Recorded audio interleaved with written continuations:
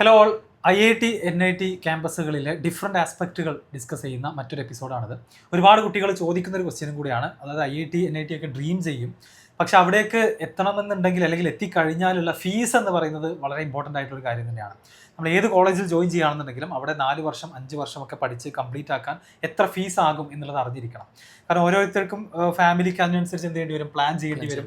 ഇനിയിപ്പം അഫോർഡബിൾ അല്ലാത്ത ആളുകളാണെന്നുണ്ടെങ്കിൽ ലോൺ പോലെയുള്ള മറ്റ് ഓപ്ഷൻസിനെ കുറിച്ച് ചിന്തിക്കേണ്ടി വരും. അപ്പോൾ ഇന്ന് നമ്മൾ ഡിസ്കസ് ചെയ്യാൻ പോകുന്നത് IIT NITസിലെ BTech കംപ്ലീറ്റ് ചെയ്യാൻ എത്ര ഫീസ് ആകും, ആ ഫീസിൽ തന്നെ സ്കോളർഷിപ്പ് ഓപ്പർച്യൂണിറ്റീസ് ഉണ്ടോ എന്നുള്ള കാര്യങ്ങളൊക്കെയാണ് ഡിസ്കസ് ചെയ്യുന്നത്. സോ അതിൽ ആദ്യം പറയാനുള്ളത്, ഇതൊരു ഗവൺമെൻറ് ഇൻസ്റ്റിറ്റ്യൂട്ടാണ്. സെൻട്രൽ ഗവൺമെൻറ് സ്റ്റാർട്ട് ചെയ്തിട്ടുള്ള ഇന്ത്യയിലെ പ്രീമിയർ ഇൻസ്റ്റിറ്റ്യൂട്ടുകളാണ് IITസും NITസും.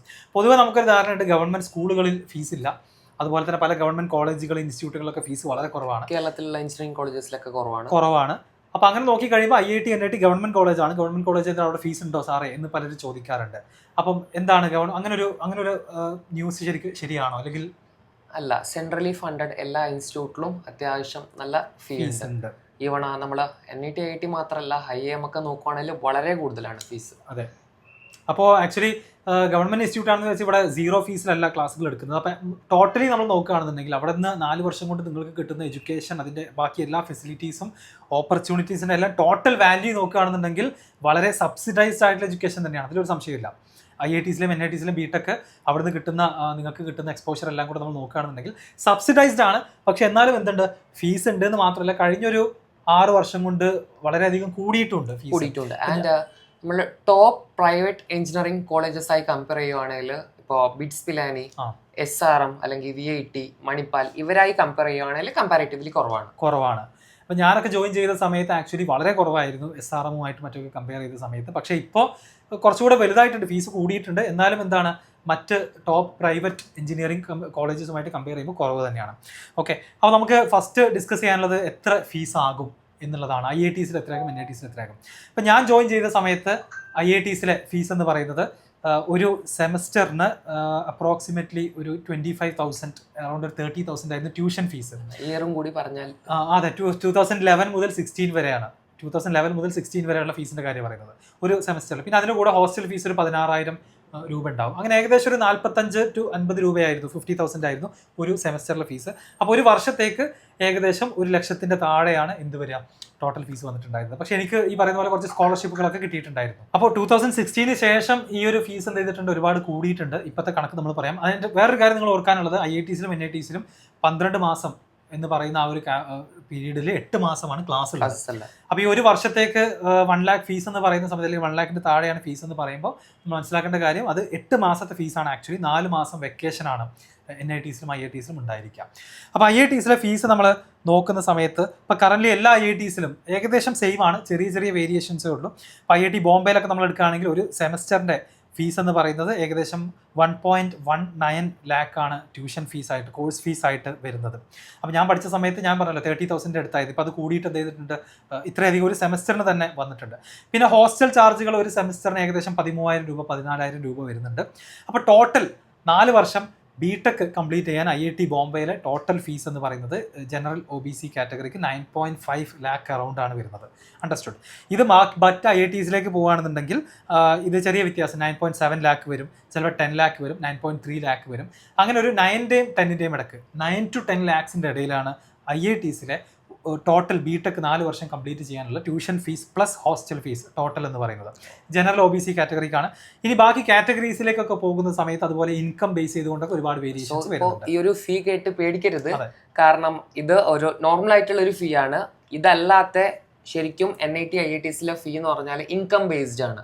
ഇൻകം ബേസ്ഡ് എന്ന് പറഞ്ഞാൽ ഏതൊരു കാറ്റഗറി ആയിക്കോട്ടെ, ഏതൊരു കാറ്റഗറി ആണെങ്കിലും 5 lakhന്റെ മേളിൽ ആനുവൽ ഇൻകം ഉള്ള ഒരാൾക്ക് മാത്രമാണ് ഈ പറയുന്ന ഫീ ആപ്ലിക്കബിൾ. മാക്സിമം ഫീസ് അടക്കേണ്ടത്. മാക്സിമം ഫീ ഈ പറയുന്ന ഈ ഒരു ഫീല് കുറെ കാറ്റഗറീസ് ഉണ്ട്. അതായത് ട്യൂഷൻ ഫീ ഉണ്ട്, ഹോസ്റ്റൽ ഫീ, അതല്ലാത്ത എസ്റ്റാബ്ലിഷ്മെന്റ് ചാർജസ്, അമ്യൂണിറ്റീസ് ഫീ ഒക്കെ ഉണ്ട്. അതിലെ ട്യൂഷൻ ഫീസാണ് ഇതിലൊരു 95% വരുന്നത്. സോ നമ്മൾക്കൊരു 5 lakhന്റെ മേളിലാണ് ഇൻകം എങ്കിൽ നമ്മൾക്ക് 100% ട്യൂഷൻ ഫീ അടയ്ക്കേണ്ടി വരും, അടക്കണം. ആൻഡ് നമ്മുടെ ഇൻകം 1 lakh to 5 lakh ആണെങ്കിൽ അത് ഏതൊരു NIT IIT ആണെങ്കിലും 2/3 ഓഫ് ദി ഫീ നമുക്ക് റെഡ്യൂസ് ചെയ്യും. അപ്പോൾ 1/3 കൊടുത്താൽ മതി. 1/3 കൊടുത്താൽ. അപ്പോൾ ഈ ഒരു ടോട്ടൽ കോഴ്സ് ഫീ ഇപ്പം ഇർഷാദ് സാർ പറഞ്ഞ പോലെ തന്നെ 1/3 കൊടുത്താൽ മതി. ബിറ്റ്വീൻ 1 to 5 ആണ് നിങ്ങളുടെ ഫാമിലി ഇൻകം ഉണ്ടെങ്കിൽ. അപ്പോൾ അണ്ടർ 1 lakh ആണെങ്കിലോ 100% ഫീ വേവർ ആണ്. Tuition fee. അപ്പോൾ നിങ്ങളുടെ ഫാമിലി ഇൻകം ഒരു വർഷം 1 lakh താഴെയാണെന്നുണ്ടെങ്കിൽ നിങ്ങൾക്ക് ട്യൂഷൻ ഫീസ് അടക്കേണ്ടതില്ല, ഹോസ്റ്റൽ ഫീസ് മാത്രം അടച്ചാൽ മതി. അപ്പോൾ ഫസ്റ്റ് സ്കോളർഷിപ്പ് വരുന്നത് ഫാമിലി ഇൻകം ബേസ്ഡ് ആണ്. അപ് ടു 1 lakh ആണെന്നുണ്ടെങ്കിൽ full tuition fees. And one more thing, ഈ ഒരു ഇൻകം സർട്ടിഫിക്കറ്റ് നമ്മൾ അവിടുത്തെ അക്കാഡമിക് സെക്ഷനിലോട്ട് സബ്മിറ്റ് ചെയ്യണം. അത് വില്ലേജ് ഓഫീസർ സൈൻ ചെയ്ത സർട്ടിഫിക്കറ്റ് അല്ല, തഹസിൽദാർ റാങ്കിലുള്ള ഒരാൾ സൈൻ ചെയ്ത ഒരു ഇൻകം സർട്ടിഫിക്കറ്റ് വേണം. ആൻഡ് ഈ പറയുന്ന ഫീ ആപ്ലിക്കബിൾ ആവണമെങ്കിൽ നമ്മൾ എല്ലാ സെമിസ്റ്ററിലും നമ്മുടെ അപ്ഡേറ്റഡ് ഇൻകം സർട്ടിഫിക്കറ്റ് നമ്മൾ അപ്ലോഡ് ചെയ്യണം. ഇപ്പോൾ ഫോർ എക്സാമ്പിൾ, ഇപ്പൊ എൻ്റെ ഒരു പാരന്റ് ഇപ്പോൾ സർവീസിലാണ്, എൻ്റെ ഇൻകം എബവ് 5 lakh ആണ്, ഞാൻ ഫസ്റ്റ് ഇയർ ഫുൾ ഫീ വെച്ച് അടച്ചു. ആൻഡ് ഞാൻ സെക്കൻഡ് ഇയർ അല്ലെങ്കിൽ സെക്കൻഡ് സെമസ്റ്ററിൽ എത്തുമ്പോൾ എൻ്റെ പാരന്റ്സ് റിട്ടയർ ആയി. ഓക്കെ, സോ എൻ്റെ ഇൻകം ഡെഫിനറ്റ്ലി കുറയും. സോ ആ അപ്ഡേറ്റഡ് ഇൻകം ഞാൻ സബ്മിറ്റ് ചെയ്യുകയാണെങ്കിൽ എനിക്ക് അതിനനുസരിച്ചുള്ള ഫീ വേവർ കിട്ടും. ഓക്കെ, അപ്പം 2 കാര്യങ്ങൾ മനസ്സിലാക്കി. IIT-ലെ ടോട്ടൽ ഫീസ് എത്രയാണെന്ന് നമ്മൾ മനസ്സിലാക്കി. അതുപോലെ തന്നെ ഇൻകം ബേസ്ഡ് സ്കോളർഷിപ്പ് കോമൺ ആണ് ഫോർ IITs ആൻഡ് NITs. അടുത്തതായിട്ട് നമുക്ക് NITs-ലെ ഫീസ് എത്രയാണെന്നുള്ളതൊന്ന് നോക്കാം.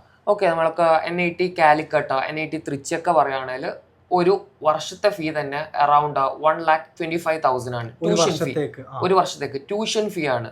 ഇനി ട്യൂഷൻ ഫീ അല്ലാത്ത അമ്യൂണിറ്റീസ് ചാർജ് ഒക്കെ കൂട്ടുമ്പോൾ ഒരു 1,60,000 ആ ഒരു റേഞ്ചിൽ ഒരു വർഷത്തേക്ക്. അപ്പോൾ നമ്മൾ ബിടെക് 4 വർഷം കംപ്ലീറ്റ് ചെയ്യുകയാണെന്നുണ്ടെങ്കിൽ ഒരു 6 lakh above 6 lakh ഇത് ട്യൂഷൻ ഫീ മാത്രമാണ്. ഇനി ഇതല്ലാതെ NIT കാലിക്കറ്റിനെ പറ്റി പറയുകയാണെങ്കിൽ അവിടെ ഞാനൊക്കെ പഠിക്കുന്ന സമയത്ത് ഭയങ്കര കുറവായിരുന്നു. പക്ഷെ ഇപ്പോൾ ഒരു ഹോസ്റ്റൽ ഫീ നമ്മളിപ്പോൾ എൻട്രൻസിനൊക്കെ പ്രിപ്പയർ ചെയ്യുന്ന സമയത്ത് ഹോസ്റ്റൽ ഫീ വേറെ തന്നെ രീതിയിലാണ്. പക്ഷെ NIT IITs-ൽ അങ്ങനെയല്ല, മെസ് ഫീ സെപ്പറേറ്റ് ആണ്, അല്ലാത്ത ഹോസ്റ്റൽ ഫീ എന്താണ് സെപ്പറേറ്റ് ആണ്. സോ ഹോസ്റ്റൽ ഫീയിൽ എസ്റ്റാബ്ലിഷ്മെന്റ് ചാർജ് എന്ന് പറയുന്ന ഒരു ഫീ ഉണ്ട്, അത് 13,000 പെർ സെമിസ്റ്റർ ആണ് മിക്ക NITs-ലും. ആൻഡ് ഇതല്ലാത്ത ഹോസ്റ്റൽ റൂം റെന്റ് ഉണ്ട്, അത് 9,000 പെർ സെമിസ്റ്റർ ആണ്. സോ ഇവിടെ തന്നെ 22,000 ആയി. ഇതല്ലാത്ത ഫുഡിന് മെസ് ചാർജസ് വേറെ ഉണ്ട്. സോ ചുരുക്കി പറഞ്ഞാൽ ഒരു സെമിസ്റ്ററിന് 40,000 വരും മെസ് ഫീ. ഓക്കെ, അപ്പോൾ കാര്യങ്ങൾ ഏകദേശം ക്ലിയർ ആണെന്ന് വിചാരിക്കുന്നു. IIT-ൽ നിങ്ങൾ ബിടെക് കംപ്ലീറ്റ് ചെയ്യുകയാണെന്നുണ്ടെങ്കിൽ 4 വർഷം കൊണ്ട് അറൗണ്ട് ഒരു 9 to 10 lakh ആണ് ടോട്ടൽ എക്സ്പെൻസ് വരിക. NITs-ലാണെന്നുണ്ടെങ്കിൽ 6 to 7 ബിറ്റ്വീൻ 6 to 7 അല്ലെങ്കിൽ 6.5 lakh ആണ് ടോട്ടൽ എക്സ്പെൻസ് വരിക. അതിൽ ഇൻകം ബേസ്ഡ് സ്കോളർഷിപ്പിനെ കുറിച്ച് നമ്മൾ പറഞ്ഞു. അത് ആക്ച്വലി ഒരുപാട് കുട്ടികൾക്ക് വളരെ വെൽക്കമിംഗ് ആയിട്ടുള്ള ന്യൂസ് ആയിരിക്കും, പുതിയൊരു ഇൻഫർമേഷൻ ആയിരിക്കും. ഫീ വേവർ ആണ്, സ്കോളർഷിപ്പ് അല്ല, ഫീ വേവർ എന്ന് വിളിക്കാം. ഇനി കാറ്റഗറി ബേസ്ഡ് എന്തെങ്കിലും വേവറുകൾ ഉണ്ടോ? കാറ്റഗറി ബേസ്ഡ് വേവർ എന്ന് പറഞ്ഞാൽ NIT IITs-ൽ SC ST കാറ്റഗറി, അതല്ലാത്ത ഡിസേബിൾഡ് കാൻഡിഡേറ്റ്സ് ഉണ്ട്, അതായത് പേഴ്സൺ വിത്ത് ഡിസേബിലിറ്റി. അപ്പൊ അങ്ങനെയുള്ള കാൻഡിഡേറ്റ്സിന് 100% ട്യൂഷൻ ഫീ വേവർ ആണ്. അപ്പോൾ SC ST പിന്നെ ഫിസിക്കലി ഡിസേബിൾഡ് ആയിട്ടുള്ള കാറ്റഗറിയിലുള്ള കുട്ടികൾക്ക് 100% tuition fee independent of their income, അവരുടെ ഇൻകം നോക്കുന്ന ആവശ്യമില്ല അല്ലേ? Okay, good. അതും ഒരുപാട് ആളുകൾക്ക് പുതിയ ഇൻഫർമേഷൻ തന്നെ ആയിരിക്കും. ആൻഡ് ഇതൊക്കെ പറയുമ്പോൾ നിങ്ങൾ മനസ്സിലാക്കേണ്ട ഒരു കാര്യം എന്താണെന്ന് വെച്ച് കഴിഞ്ഞാൽ നമ്മുടെ നോർമൽ കോളേജുകളുമായിട്ട് നോക്കുന്ന സമയത്ത് വളരെ വാല്യൂ ഫോർ മണിയാണ് ഈ കോളേജുകൾ ഓഫർ ചെയ്യുന്നത്. ഞാൻ പറഞ്ഞല്ലോ, ഹൈലി സബ്സിഡൈസ്ഡ് ആയിട്ടുള്ള എഡ്യൂക്കേഷനാണ്, ഗവൺമെൻറ് ഫണ്ടഡ് ആയിട്ടുള്ള ഫെസിലിറ്റീസ് ആണ് ഇവിടെ റൺ ചെയ്യുന്നത്. അപ്പോൾ ഇനി ഒരു സ്റ്റുഡൻറ്റിന് ഇൻകം ബേസ്ഡ് സ്കോളർഷിപ്പുകളില്ല, അപ്പോൾ IIT-ലോ NIT-ലോ പോകണം. പിന്നെ ഫീസ് റെഡ്യൂസ് ചെയ്യാൻ മറ്റെന്തെങ്കിലും ഓപ്ഷൻസ് ഉണ്ടോ? പിന്നെ നമുക്കുള്ളത് എഡ്യൂക്കേഷൻ ലോണുകളാണ്. അപ്പം ഫീസ് അഫോർഡ് ചെയ്യാൻ പറ്റാത്ത ആളുകൾക്ക് അടുത്തൊരു ഓപ്ഷൻ എഡ്യൂക്കേഷൻ ലോൺ എടുത്ത് പോകാന്നുള്ളതാണ്.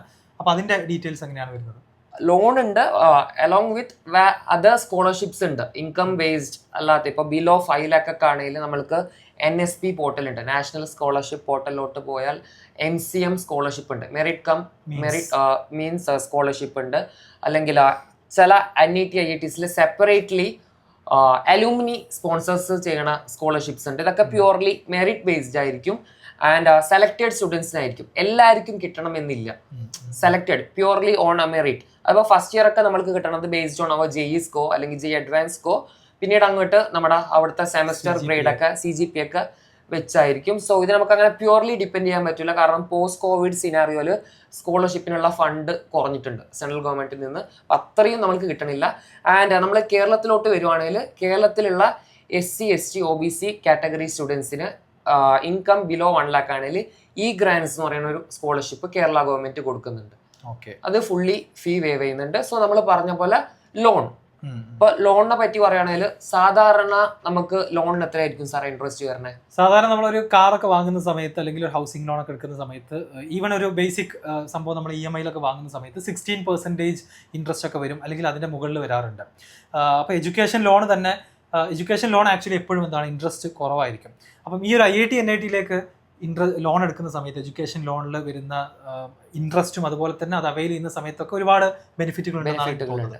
അതായത് നമുക്ക് ഇപ്പോൾ NIT കാലിക്കറ്റിൽ അല്ലെങ്കിൽ IIT മദ്രാസിൽ അഡ്മിഷൻ കിട്ടി, നമ്മൾ അഡ്മിഷന് പോകുമ്പോൾ തന്നെ അവിടെ അഡ്മിഷൻ ഡെസ്കിന് തൊട്ടപ്പുറത്ത് ഒരുപാട് ബാങ്ക്സിന്റെ ലോൺ ഡെസ്കുകൾ ഉണ്ടാവും. അതായത് നമ്മൾ വേറൊരു പ്രൈവറ്റ് കോളേജിൽ പോണ പോലെ ബാങ്കിൽ പോയി ക്യൂ നിൽക്കേണ്ട, മാനേജറിനെ കണ്ട് സംസാരിക്കേണ്ട.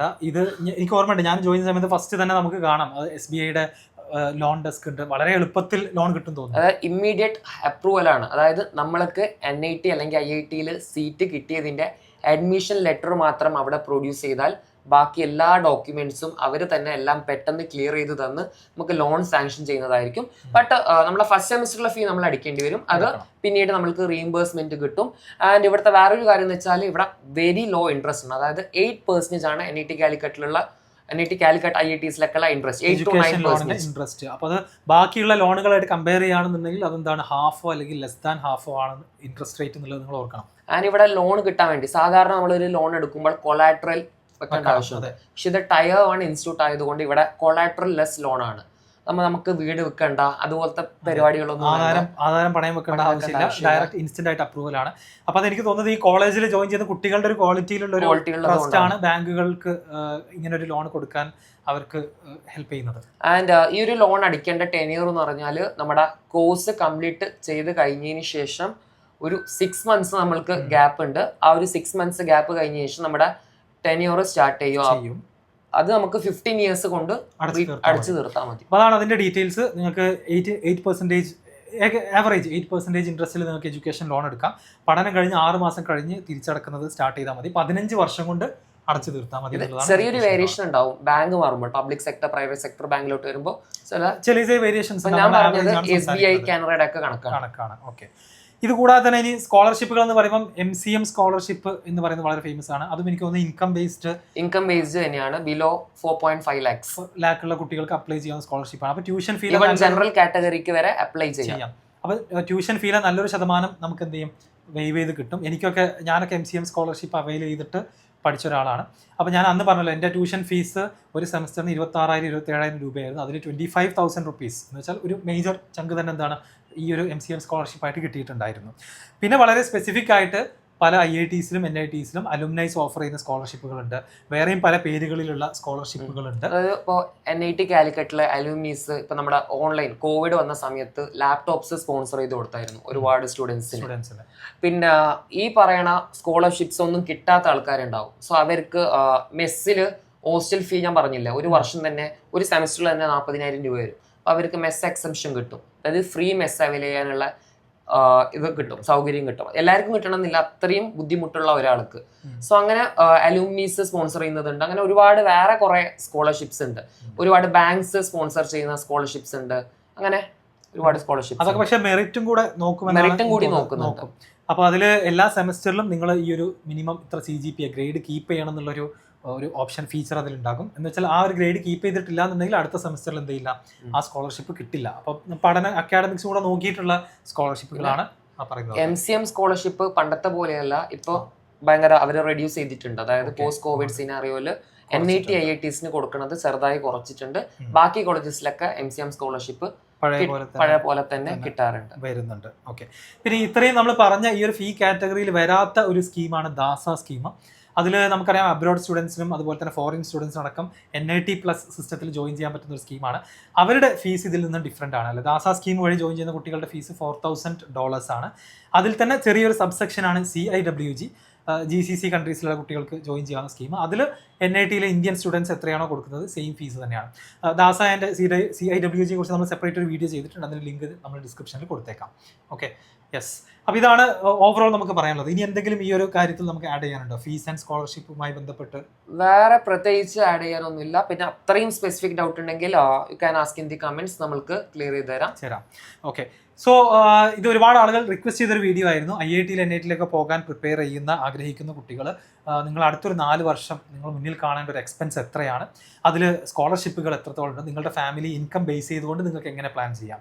എബവ് 5 lakh ആണെന്നുണ്ടെങ്കിൽ നമ്മൾ പറഞ്ഞ പല സ്കോളർഷിപ്പുകൾ ഫീ വേവറും നിങ്ങൾക്ക് കിട്ടില്ല. അപ്പോൾ നിങ്ങൾ മറ്റ് അലുമിനയുടെ അല്ലെങ്കിൽ ബാങ്ക് പ്രൊവൈഡ് ചെയ്യുന്ന പോലത്തെ സ്കോളർഷിപ്പുകൾ, മെറിറ്റ് ബേസ്ഡ് ആയിട്ടുള്ള സ്കോളർഷിപ്പുകൾക്ക് ഒന്നെങ്കിൽ ശ്രമിക്കാം, അല്ലെങ്കിൽ എഡ്യൂക്കേഷൻ ലോൺ, ലോ ഇൻട്രസ്റ്റിലുള്ള എഡ്യൂക്കേഷൻ ലോണിന് നിങ്ങൾക്ക് ട്രൈ ചെയ്യാവുന്നതാണ്. ഓക്കെ. ആൻഡ് അൾട്ടിമേറ്റ്ലി പഠിച്ച് പുറത്തിറങ്ങി കഴിഞ്ഞാൽ നിങ്ങൾക്ക് എബവ് ആവറേജ്, ഇന്ത്യയിലെ എബവ് ആവറേജ് സാലറിയിൽ നിങ്ങൾക്ക് ജോലി കിട്ടാനുള്ള ഒരുപാട് ഓപ്പർച്യൂണിറ്റീസ് ഈ കോളേജസിലുണ്ട്. അത് നിങ്ങൾ നേടിയെടുക്കുകയാണെന്നുണ്ടെങ്കിൽ ഈ പറയുന്ന ലോണൊക്കെ നമുക്ക് തിരിച്ചടക്കാൻ പറ്റും. IITs and top IITs NITസിലെ ആവറേജ് CTC അറൌണ്ട് 12 lakh, അല്ലെങ്കിൽ NITസിലാകുമ്പോൾ അത് 9 lakh ആണ്. സോ ദാറ്റ് മീൻസ് ഒരു വർഷം കൊണ്ട് നമ്മൾക്ക് എൻറ്റയർ ലോൺ നമ്മൾക്ക് ക്ലിയർ ചെയ്യാൻ പറ്റും. അതുകൊണ്ടാണ് ആ ഒരു ധൈര്യത്തിലാണ് ആക്ച്വലി എന്ത് ചെയ്യുന്നത്, ബാങ്ക് ഇത്രയും ഇൻസ്റ്റന്റ് അപ്രൂവലോട് കൂടിയിട്ട് ലോണ് കൊടുക്കുന്നത്. അപ്പം ഒരു വേൾഡ് ഓഫ് ഓപ്പർച്യൂണിറ്റീസ് തന്നെയാണ്. അവിടേക്കുള്ള ഫീസ് ഇത്രയാണ് എന്ന് കേട്ടുകൊണ്ട് നിങ്ങൾ എന്ത് ചെയ്യരുത്, അവിടേക്ക് പോകുന്ന ആ ഒരു ഡിസിഷൻ സ്റ്റോപ്പ് ചെയ്യാനോ, അതല്ലെങ്കിൽ ഫീസ് ഇത്രയാണ്, ഇത് എൻ്റെ ഫാമിലിക്ക് കഴിയില്ല എന്ന് വിചാരിച്ച് നിങ്ങൾ സ്റ്റോപ്പ് ചെയ്യാനൊന്നും പാടില്ല. അതിനുള്ള ഒരുപാട് അവസരങ്ങൾ അവിടെ ഉണ്ട്. Don't worry. സോ ഇനി കൂടുതൽ എന്തെങ്കിലും സംശയങ്ങളുണ്ടെങ്കിൽ കമൻറ്റിൽ ചോദിക്കുക. ഇതുപോലെ IITs and NITs റിലേറ്റഡ് ആയിട്ടുള്ള ഇന്ത്യയിലെ പ്രീമിയർ ഇൻസ്റ്റിറ്റ്യൂട്ട്സ് റിലേറ്റഡ് ആയിട്ട് നിങ്ങൾക്ക് അറിയണമെന്ന് ആഗ്രഹമുള്ള വീഡിയോസ് ഏതൊക്കെ വേണമെന്നുള്ളത് കമൻറ്റിൽ അറിയിക്കാം. Okay, thank you.